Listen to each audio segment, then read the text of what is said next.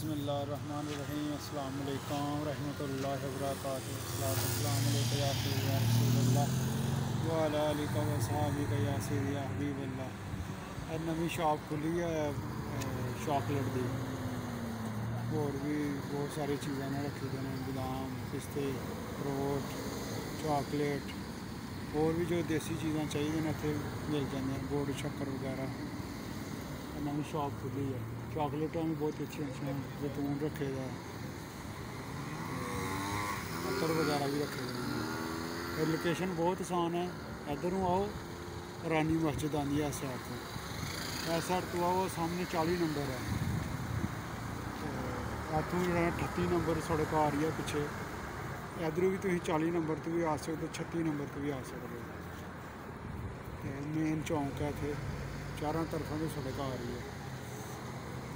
इंशाल्लाह देखो कि प्यारी शॉप नवी खुली दी है, थोड़े दिन ही होया खुले दे।